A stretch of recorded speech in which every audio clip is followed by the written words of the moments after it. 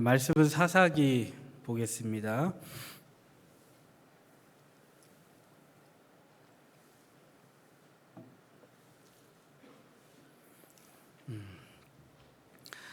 구약성경 사사기 2장 6절에서 10절 말씀입니다. 사사기 2장 6절에서 10절, 사사기 2장 6절에서 10절 말씀입니다. 여러분 찾으셨고 또 화면을 보시면서 우리 같이 읽도록 하겠습니다. 제가 먼저 읽고 다음 여러분 읽고 번갈아 읽다 마지막은 같이 읽겠습니다. 전에 여호수아가 백성을 보내매 이스라엘 자손이 각기 그들의 기업으로 가서 땅을 차지하였고, 동안과 여호수아 뒤에 생존한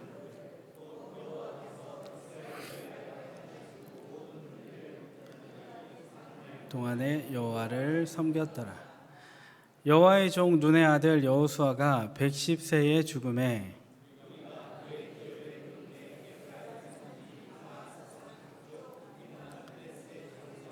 같이 읽겠습니다. 그 세대의 사람도 다 그 조상들에게로 돌아갔고 그 후에 일어난 다른 세대는 여호와를 알지 못하며 여호와께서 이스라엘을 위하여 행하신 일도 알지 못하였더라. 아멘. 할렐루야. 아멘. 오늘 제목은 일터 배움과 확신이라는 주제입니다. 한번 따라해 주시겠어요? 일터 배움과 확신. 일터 배움과 확신. 여러분 제목에서 와 닿으십니까? 네. 오늘 예배를 통해 또 이 강의를 통해 일터 그리고 왜 배워야 되는가, 어떤 확신을 갖고 살아야 되는가를 도전받는 시간 되기를 바랍니다. 여러분 그 직업을 가지고 계세요? 직업? 그러니까 쉽게 말하면 어디에 일하러 다니십니까? 숨만 쉬고 사시는 분들도 있을 텐데요. 나쁜 건 아니죠. 일을 갖고 있는 경우가 많이 있습니다. 여러분 직업이 있어서 일을 하러 다닙니다 라는 분 계시면 한번 가슴 앞으로 손을 한번 들어주시겠어요? 이게 우리가 이제 일터에 대해서 오랫동안 들을 텐데, 네, 다시 한번 시작. 네. 남편을 도와도 그건 일입니다. 남편이 하는 일을 도와도. 네, 감사합니다. 내가 일을 왜 할까 생각해 본 적 있으세요? 그러면 요거 생각해 본 적 있으십니까? 우리가 하는 일이 하나님께 의미가 있을까? 내가 하는 일이, 그러니까 약간 철학적인 질문입니다. 뭐 일의 철학이라고도 할 수 있는데 일의 신학이기도 하죠. 그러니까 내가 하는 일이 하나님께 의미가 있을까? 지금 내가 하고 있는 이 직업이 하나님께 어떤 의미가 있을까? 우리는 간혹 생각할 때 우리가 하는 일이 나의 잡이죠. 내가 매일매일 하는 일이 그저 나의 생계를 유지하고 살아가 먹고 살기 위해서 하는 일로 생각할 수도 있습니다. 그리고 또는 신앙심이 좋으신 분들은 내가 교회에 헌금을 하기 위해서, 이 교회를 세우기 위해서 그게 원동력이 돼서 일을 버는 것으로만 생각할 수도 있습니다. 제가 만자로 붙인 것 같이 내가 하나님께 충성하고 하나님께 헌금 드려야지 이런 의미로만 돈을 벌 수도 있어요. 먹고 살아야지, 그리고 헌금을 드리기 위해서 직업을 갖고 돈을 벌 수 있습니다. 그런데 여러분, 일이란 것은 여러 가지 의미를 가지고 있어요. 어떤 의미가 있을까? 짧게 볼 텐데요. 먼저 다른 사람을 섬기는 일로서 일은 가치가 있어요. 한번 따라해 주시겠어요? 섬기는 일. 섬기는 일로서 우리가 가진 직업에는 가치가 있어요. 일반적으로 볼 때. 지난주인가요? 우리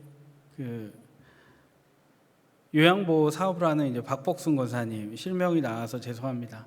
사전에 동의를 못 구해갖고 말해버렸으니까 어쩔 수 없네요. 좋은 얘기입니다. 좋은 얘기. 괜찮죠? 네. 뭐 비슷한 직군에 있는 분들이 많이 계세요. 박복순 권사님 믿음 제가 요양센터에 우리 담임 목사님 모시고 사업장 신방을 다녀왔어요. 근데 사업장 신방을 가면 목사님과 함께 사업장에 대한 이야기, 또 어떻게 일하는 이야기, 이런 얘기들을 꽤 오랫동안 나눕니다. 일방적으로 말씀 전하고 끝나는 게 아니라 같이 나눔을 하고 어려운 일이 뭐가 있을까, 또 기뻤던 일이 뭐가 있을까, 많은 일들을 나눠요. 그런데 그 현장에 가서 저는 요양보호사에 대해서 잘은 모르니까 들어보니까 이 보통 어려운 일이 아니더라고요.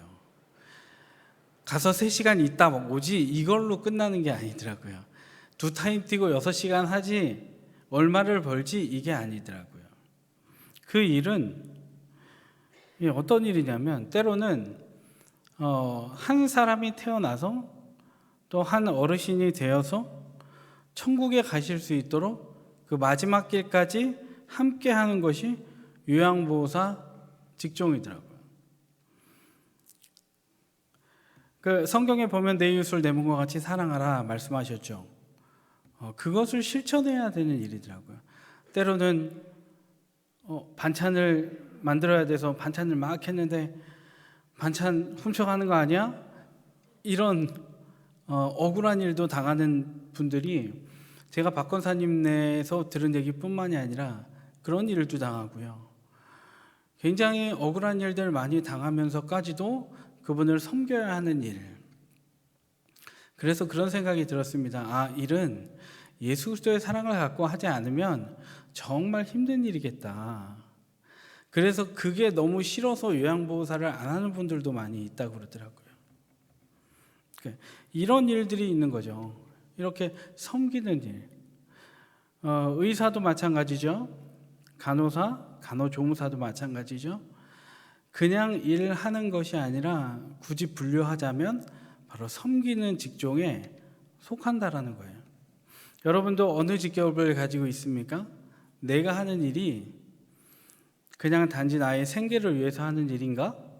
아니면 뭐 나쁜 건 아니지만 교회에다 헌금을 내기 위해서 이 정도는 벌어야지 내가 하나님께 열심을 드리지, 이 정도의 차원의 일로서 보는 게 아니라 우리는 한 측면으로 볼 때 하나님은 우리에게 직종을 주실 때 섬기는 일로 부르셨다는 거예요.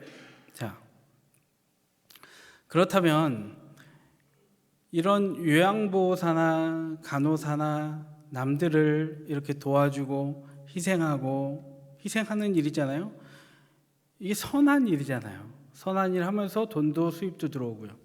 근데 이런 일들만 직업의 의미가 있을까? 그러니까 하나님 보실 때, 하나님 보시는 입장에서 이 일은 선한 일이야 라고 하나님이 이 일만 따로 떼어 놓았을까요? 아니라는 거예요. 하나님의 질서 안에서는 또 다른 직업의 의미가 있는 거예요. 이번에 한번 따라 주시겠어요? 우리의 직업은 하나님의 창조 질서에 참여하는 기회를 얻은 것이다. 이게 먼저 말씀을 드릴게요. 우리의 직업은 하나님의 창조 질서에 참여하기 위해 기회가 주어진 거예요. 여러분, 성경에 레위기가 있죠. 레위기는 모세가 시내산에서 받은 10가지 계명, 10계명을 조금 더 자세하게 풀어놓은 게 레위기예요. 10계명을 자세하게 풀어놓은 게 레위기예요. 당시 그러니까 쉽게 말하면 레위기는 법전인 거예요. 이 법대로 살아. 그리고 제사장이 했던 일들은 뭐냐면 당시에 많은 사건, 사고, 규칙 이것을 어떻게 판단을 하면서 가야 되는데 아무나 못하니까 제사장들이 율법에 따라 많은 일들의 판결을 지었어요. 그러면서 공동체에 뭐가 유지가 됐죠? 질서가 유지가 됐어요. 마음대로 움직이지 않는 거예요.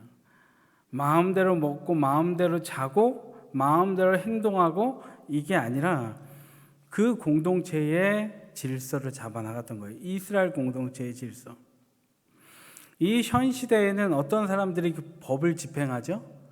판사가, 그리고 조력하는 사람은 검사와 변호사, 그리고 법조인들이 그 일을 하죠. 그러면서 어떤 사람은 법무사에 있으면서 법을 잘 모르는 일반인들이 불이익을 당하지 않도록 법적인 일들을 합니다. 이게 법무사, 법조인들이 하는 일이죠. 그러면서 공정한 판결을 받도록 하면서 어떤 걸 유지해요? 공정한 판결을 받게 하면서 사회의 질서를 유지해요. 여러분 이해가 되세요? 이거 직업들이 이런 걸 하는 거예요. 섬기는 일과 질서를 잡는 일을 해요. 여러분 천종호 판사 혹시 아십니까? 웬만하면 아실 텐데 호통 판사라는 사람이 있잖아요. 청소년 법정에서 청소년들이 뭘 잘못하고 오면 그래 그 나이 땐 그렇지 그게 아니라 엄청나게 호통을 칩니다. 그러면서 정신을 똑바로 차릴 수 있도록 형도 제대로 매겨버립니다.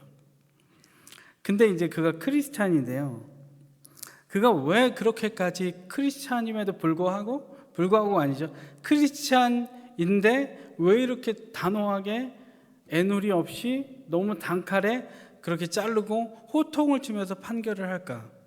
그건 뭐냐면 하나님의 종된 마음으로 이 세상에 질서를 잡아가기 위해서 천정호 판사가 그렇게 한다 그러더라고요. 하나님이 최고의 선이니까, 하나님이 최고의 판단자이시니까 그 마음을 가지고 호통을 치고 하나님의 심정으로 호통을 친다고 하더라고요. 왜요? 질서를 잡기 위해서. 왜 간호사로, 왜 요양보호사로 헌신해요? 섬기면서 가난한 자들을 위로받게 하려고. 법관으로는 질서를 잡기 위해서. 여러분 그렇다면 이거는 좀 특수직군일 수도 있으니까 번외로 하면 공장에 다니시는 분들 있죠. 막 기계를 막 돌리실 거예요. 근데 여러분 그 일은 하나님 앞에 어떤 의미를 갖고 있을까요? 공장에 다니면서 기계를 돌려요. 제품을 생산해요. 그 일은 하나님과 관계가 있을까요? 없을까요? 네? 어떤 의미에서요? 하나님이 그 옷을 입으시나요? 아니면 천사 옷을 만드시나요? 하나님이 넓은 관점으로 우리는 지금 보자는 거예요. 이 시간에 그 옷을 만들어서 생필품을 만들어서 사람들이 구매하고 사서 입잖아요. 그러면 어떻게 돼요? 한겨울에 따뜻하게 체온을 보존하면서 사람들이 생명을 유지하죠. 만약에 중요한 생필품을 만드는 사람이 아무도 없다고 생각해 보세요.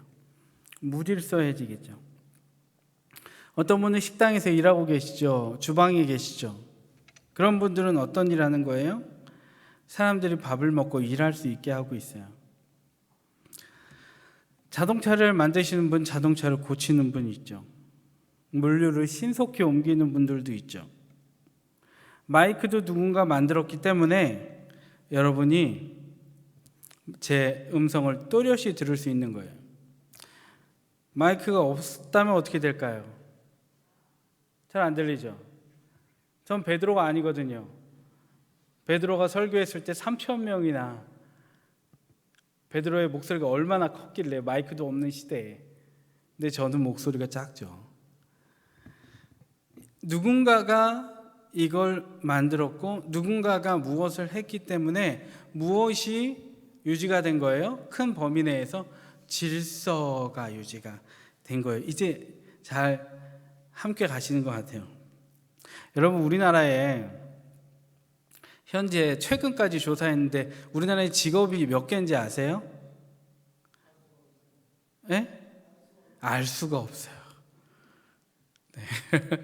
그래도 이제 이걸 알아내는 직업을 가진 사람이 있더라고요. 몇 개일까요? 최대한 맞춘 분은 네, 축복합니다. 만으로 시작해요. 직업군이 17,000개가 있다 그러더라고요. 17,000개. 그 미국에는 몇 개일까요? 땡. 땅이 커요. 3만 개. 몇 개요? 3만 개. 잘 맞히시네요. 일본은 16,000개 정도가 있대요. 이렇게 많은 직업군이 있는데 여러분 생각해 보세요. 하나님의 연륜과 경륜과 역사와 그걸 우리가 먼저 좀 보자는 거예요. 철학적으로도 신학적으로 더 중요한 건 신학적인 거. 그러면서 왜 이래 직업이라는 게 있어야 되나? 제가 너무 어려운 오리엔테이션을 맡았기 때문에 이 얘기를 하는 거예요. 왜 직업이라는 게 있어야 되나? 그러면 이렇게 17,000개, 3만 개, 16,000개라는 직업이 있는데 생각해 보세요. 우리에게 이 직업이 딱 주어졌는데 갑자기 여러분 직업을 일순간에 5분 후에 딱 놓는다고 생각해 보세요. 어떻게 될까요? 비행기가 하늘에서 떨어지겠죠. 그렇죠? 차 사고가 막 나겠죠.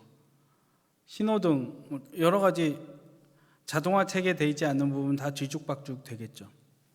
아수라, 반인 반신 같은 정리되어 있지 않은 질서 없는 그런 형상이 바로 우리 눈앞에 펼쳐질 거예요. 불이 나도 불 끌 사람이 없어요. 저는 직업은 아니지만 제가 하는 일은 설교하는 일이잖아요. 5분 후에는 조용해질 거예요. 좋으세요? 아니죠. 예배를 해야 되는데 질서가 없어지는 거죠. 이런 얘기를 하고 싶은 거예요. 그런 측면에서 볼 때 하나님은 이 세상을 창조하시고 질서 있게 만들어가고 싶으셨는데 하나님은 직업이라는 것을 인간들에게 두시고 각자가 그것을 하게 하시고 하나님은 창조 질서대로 움직이게 하셨더라. 이게 하나님이 우리에게 직업을 주신 큰 그림인 줄 믿습니다. 여기서 하나 또 퀴즈를 내겠습니다. 하나님이 인간을 창조하시고 주신 수많은 계명들이 있잖아요. 그중 첫 번째 계명이 뭔지 아십니까, 여러분? 창조하시고 첫 번째 계명. 선악과? 아닙니다. 창세기 1장 26절에서 28절인데요. 자막이 혹시 준비가 됐을까요? 네. 같이 28절까지 읽겠습니다. 시작.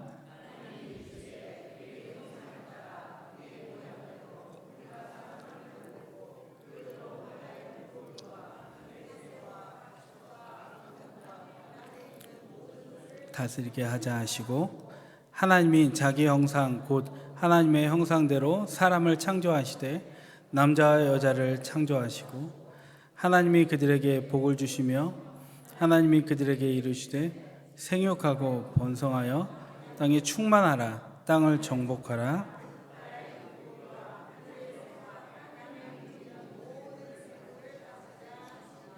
아멘.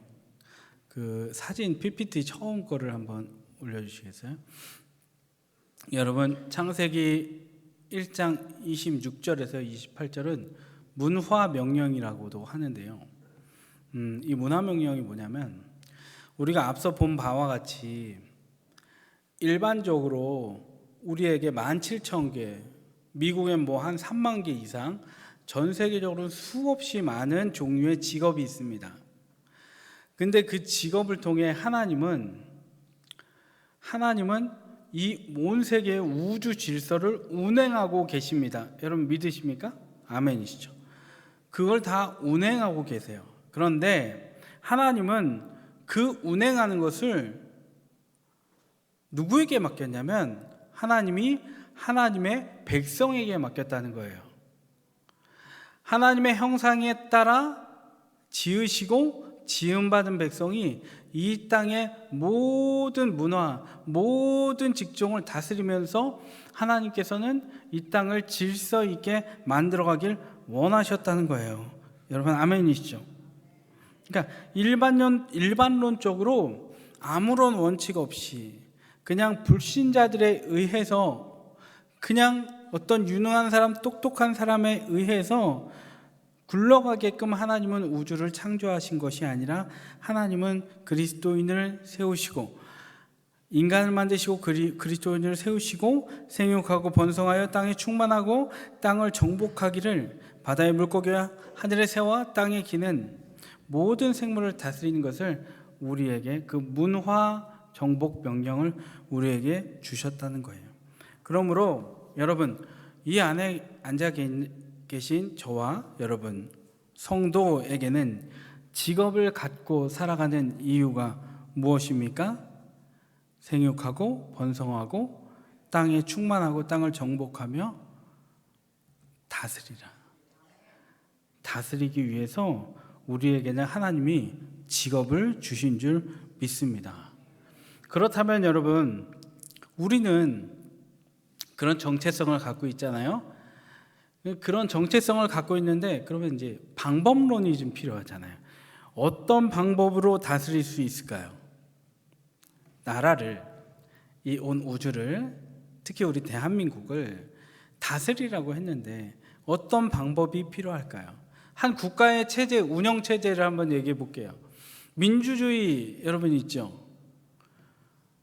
국민에게서 주권이 나오는 민주주의, 민주공화국. 그리고 나라를 다스리는 또 체제가 뭐가 있어요? 민주주의 말고 뭐가 있죠? 너무 어려운가요? 네? 공산주의가 있죠. 공산주의는 어떤 체제예요? 일당 체제죠. 하나의 당밖에 없죠. 그래서 북한도 하나의 당이죠. 그리고 또 무슨 주의가 있을까요? 사회주의가 있죠. 사회주의, 민주주의, 공산주의, 사회주의, 이런 사회주의 체제들이 있습니다. 그러면 이 중에 어떤 체제로 우리는 다스릴 수 있는 존재로 살아가야 될까? 이 중에 어떤 걸 고르시겠어요, 여러분? 자유주의? 어떤 주의? 민주주의가 그래도 좋지 않아요? 답부터 말하겠습니다. 복음주의. 마태복음 28장 19절부터는 대위명을 말해주고 있어요. 19절, 20절을 읽을 때에 어떻게 다스리는지의 방법이 나와 있습니다. 19절, 20절 읽겠습니다. 시작. 그러므로 너희는 가서 모든 민족을 제자로 삼아 아버지와 아들과 성령의 이름으로 세례를 베풀고 내가 너희에게 분부한 모든 것을 가르쳐 지키게 하라. 볼지어다 내가 세상 끝날까지. 아멘. 그러므로 19절을 다시 한번 띄워주시면, 너희는 가서 모든 민족을 제자로 삼으라. 이게 딱 그 말이잖아요. 생육하고 번성하고 땅에 충만하라. 너는 모든 민족을 제자로 삼아 아버지와 아들과 성령의 이름으로 세례를 베풀라. 그리고 내가 너희에게 분부한 모든 것을 가르쳐 지키게 하라. 그러니까 이 세상을 정복할 때는 제자 삼는 정신, 그리고 성령의 세례가 임할 수 있도록 돕고, 그리고 분부한 모든 것, 내가 너희에게 분부한 모든 것은 뭐죠? 예수님이 제자들과 이 땅 가운데 함께 하실 때 산상에서 들려준 산상설교, 평지에서 들려준 평지설교, 예수님이 배 위에 올라가서 제자들에게 했던 그 선상설교, 이런 모든 설교들을 너희들은 다 기억하고 가르쳐 지키게 하라. 너희들은 모든 땅 끝까지 이러한 방식으로 하라 라고 하나님은 우리에게 직업의 소명을 주신 줄 믿습니다. 다시 중간 정리하면, 수많은 직업이 있는 이유가 뭘까? 지구의 이유가 뭘까? 이 시간 안에, 이 공간 안에 우리가 살아가는 80억 인구의 많은 이 지구 안에 직업이 있는 이유는 뭘까? 질서를 위해서다. 근데 그 질서는 누구에게 맡기셨는가? 하나님의 백성들에게 맡기셨다. 온 땅을 다스리라고 말씀하셨다. 그런데 온 땅을 어떻게 다스려야 할 것인가? 모든 민족을, 온 땅을 제자로 삼으라. 그리고 아버지와 아들의 이름 성령의 이름으로 세례를 주라. 예수님 믿는 사람 만들라는 거예요. 그리고 네가 모든 들었던 것을 가르쳐 지키게 하라. 네가 가르치고 그가 지키게 하라. 이 방법까지 하나님은 총망라해서 이야기한 거예요. 여러분, 근데 여기서 끝나지 않아요. 아까 의자 사진 한번 보여주시겠습니까? 세 다리 의자 같이 보면 돼요. 하나님의 직업으로서의 소명을 갖고 부르심을 받은 자는 이 세 가지를 같이 가야 되는 거예요. 첫 번째는 온 땅을 다스리는 명령을 받았고, 그리고 대위임령. 두 번째는 제자 삼고 성령의 세례를 받고, 그리고 모든 것을 가르쳐 지키게 하는 대위임령까지가 두 가지예요. 나머지 세 다리가 뭐죠? 세 다리의 의자는 하나의 다리도 없으면 안 돼요. 못 앉아 있어요. 지탱할 수가 없어요. 마지막 지상명령이 있습니다. 지상명령을 이런 마음으로 감당하라라는 거예요. 자, 마태복음 22장 36절부터 40절이에요. 문화명령, 대임령, 지상명령. 자, 36절에서 40절 쉽게 말씀드리면 이 정신 갖고 직업의 현장에 있어야 돼. 이 얘기 하시는 거예요. 읽겠습니다. 시작. 선생님, 율법 중에서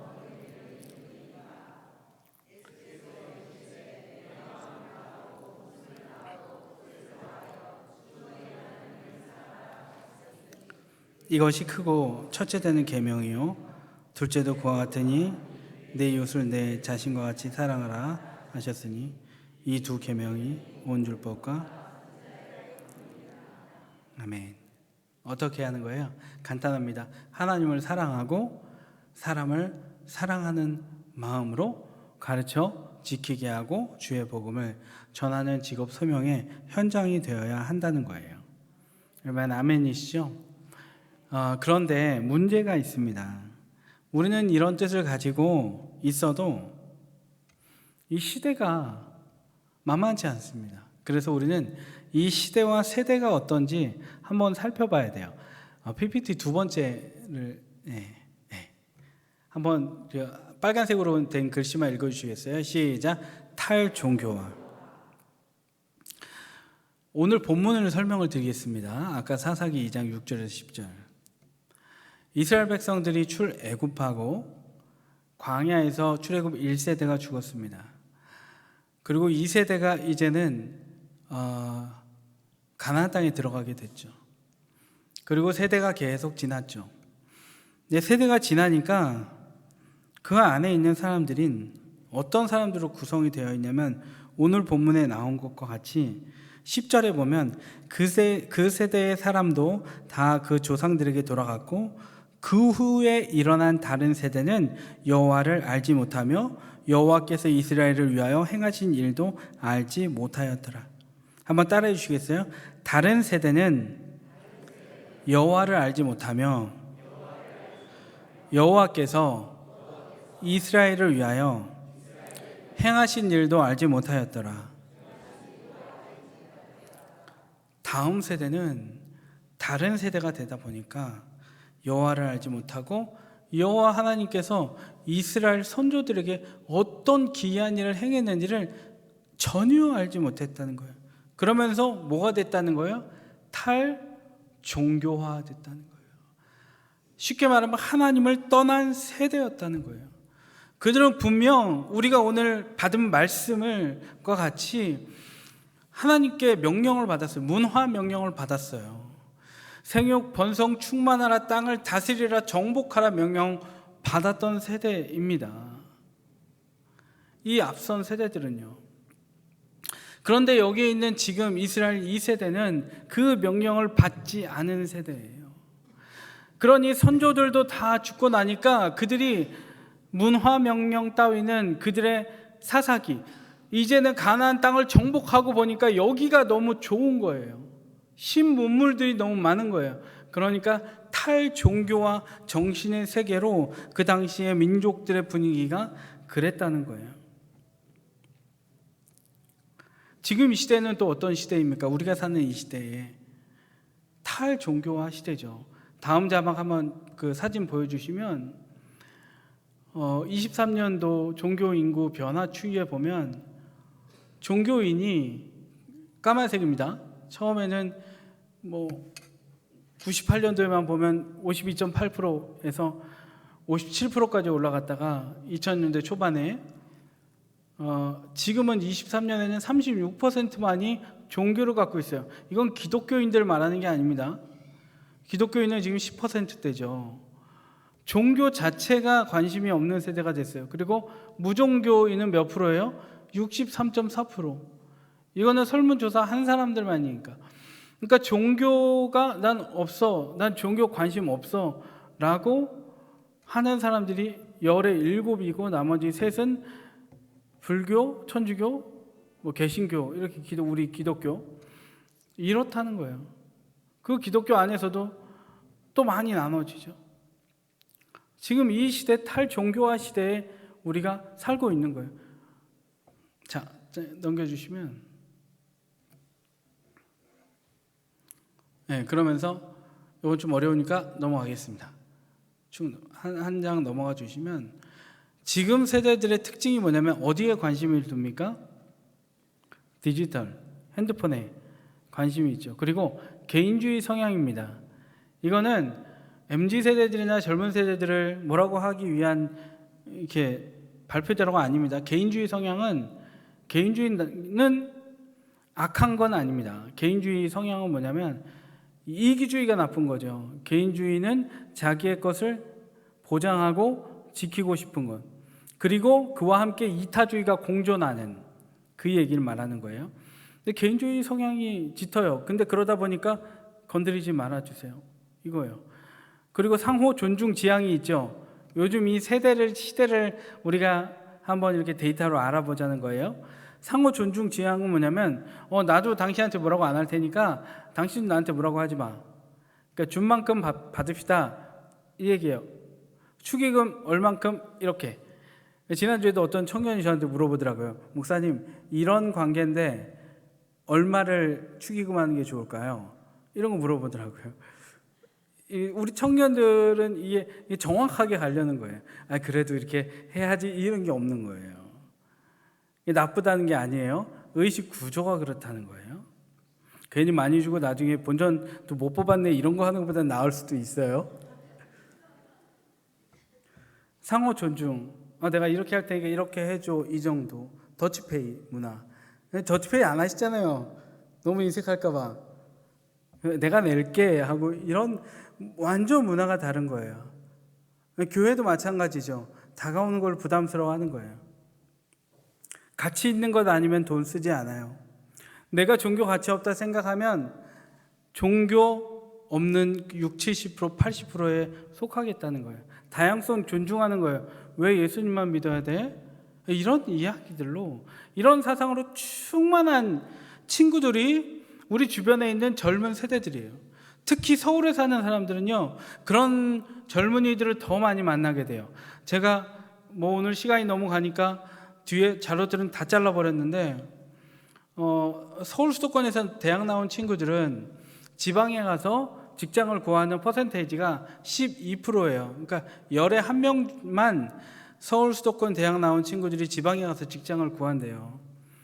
근데 지방에서 공부한 친구들은 45%가 서울 수도권으로 직장을 구해서 올라온다 그러더라고요.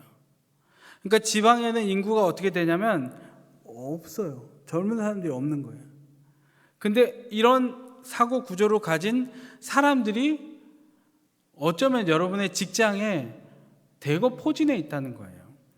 여러분이 딱 청년을 봤는데 전도하고 싶은데 26살, 7살 애기 같은데 전도하고 싶은데, 이 의식 구조는 데이터와 빅데이터, 큰 데이터를 모아서 수치화한 거거든요.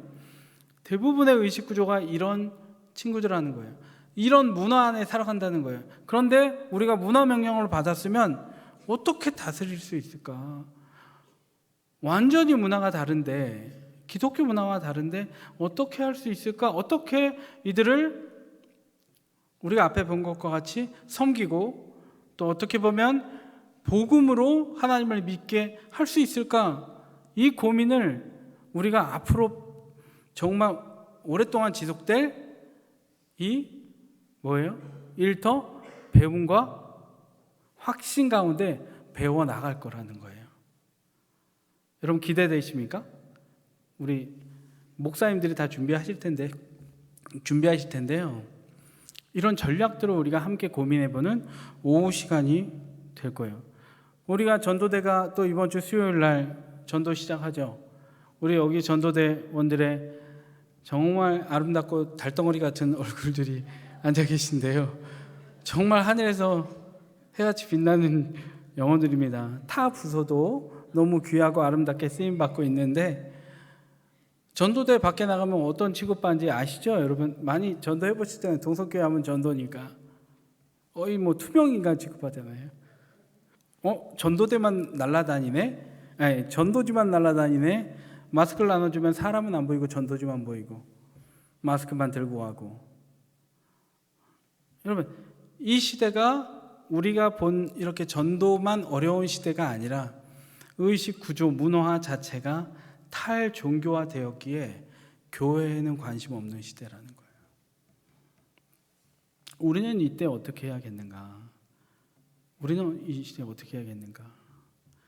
또 하나 여러분 자책과 함께 도전해 보면 우리의 영성은 어떠한 영성인가? 우리의 영성은 하나님께 열심히 기도하고 충성 봉사하는 열심이 우리 가운데 있는데, 혹시 우리의 열심은 문화 명령과는 상관없이 밖으로 향해 있는 내 직장에서 나는 생계를 위해서만 돈을 벌고 있고, 아니면 교회에 헌금하기 위해서 돈을 벌고 있고, 아니면 내 자식들을 위해서 돈을 벌고 있고, 직업의 의미를 거기에서 찾고만 있지 않는가?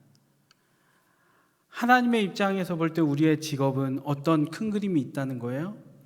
이 세상에 일반론적으로 얘기하면 이 세상, 이건 누구에나 속하는 일반론총적인 얘기인데, 이 세상에 직업이 있는 이유는 온 우주 만물의 질서를 잡기 위해서 각기 역할이 있다는 거예요.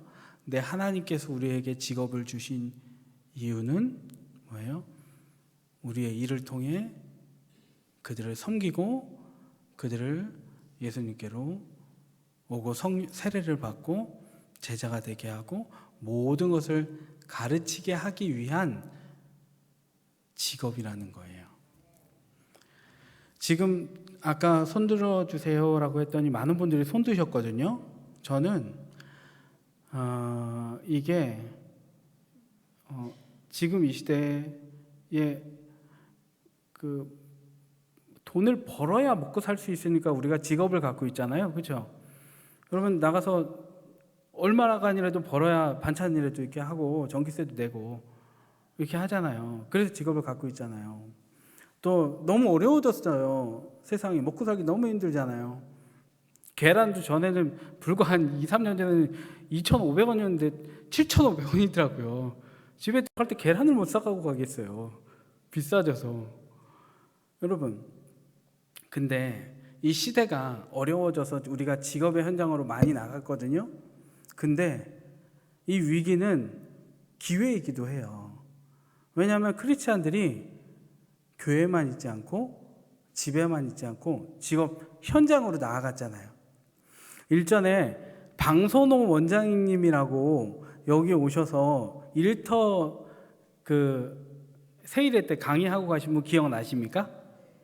그분 제가 라이드에 태워다 드렸거든요. 근데 태워다 드리면서 제가 입이 너무 간지러워갖고 얘기를 했어요. 원장님 정말 너무너무 죄송한데, 번데기 앞에서 주름 잡는데 너무 죄송한데 직업 현장에 우리 교인들이 대거 나가 있는 게 하나님이 주신 기회인 것 같기도 해요. 왜냐하면 나가서 복음 전할 곳들이 많이 이렇게 생겼잖아요. 그랬더니 원장님이 그러고 보니까 또 그러네요. 이렇게 얘기를 하시더라고요. 몰라서 그러진 않았겠죠. 그냥 해병아리가 아는 척 하니까 격려해 준 거겠죠. 우리가 생활이 너무 힘들어서 직업 현장으로 나가 있건, 아니면 집에 있는 것보다 그냥 나가서 조금이라도 벌어오는 걸 운동 삼아 하는 일이건 상관없이 하나님은 우리에게 소명을 주셨습니다. 어떤 소명이요? 죽어가는 많은 사람들을 살리라고, 그를 제자 삼으라고. 그래서 하나님은 우리에게 직업을 주신 줄로 믿습니다. 그래서 우리 동성교회는 이번 주부터 전도대 나갑니다. 바라기는 수요일 날 나 전도되니까 당연히 나가야지, 그거 있죠. 전도대가 아니어도 나와서 여러분 전도에 힘쓰시기를 바랍니다. 이 전도 정말 최선을 다해서 노방전도 해야 돼요. 투명 인간으로 취급하건 우리는 뿌릴 뿐입니다. 하나님께서 열매를 거두게 하실 줄 믿습니다. 그런데 또 하나는 뭐냐면 우리는 생활에서도 전도해야 돼요. 직업 현장에서 나아가서 하나님의 말씀을 전해야 할 줄 믿습니다. 여러분, 좌익 우익이 뭔지 아시죠? 정치 용어로 사용됐을 때 좌익 우익이 되게 좀 이렇게 너무 어감이 이상하잖아요. 근데 익자가 뭐냐면 날개 익자예요. 그래서 좌측 날개, 우측 날개가 같이 있을 때 공산당이 되지 않고 정치 체제가 민주주의 체제로 가서 평안하게 할 수 있는 게 좌익과 우익이 공존하는 거예요. 서로 조화를 이룰 때. 그래서 날개짓해서 나라가 부강하게 되는 거죠. 교회도 마찬가지인 거예요. 한쪽 날개는 나가서 복음을 외치는 거예요. 여러분이 지금까지 해온 것처럼 전하는 거예요. 또 하나는 나의 직업의 현장이 생계를 위한 현장뿐만이 아니라 하나님이 창조 질서를 유지하기 위해서 만들어 놓으시고 나를 투입시키신 직업의 현장이구나. 그리고 이것을 남한테 맡긴 게 아니라 나에게 맡기셔서 이 땅을 하나님의 나라로 만들길 원하시는 하나님의 큰 그림이 있구나. 이것을 믿으시고 순종함으로 여러분 정말 이 땅에 하나님의 나라가 도래하는데 귀하게 쓰임받으시고 많은 제자 만드는 칭찬받는 종들 되시기를 주님의 이름으로 축복합니다. 아멘.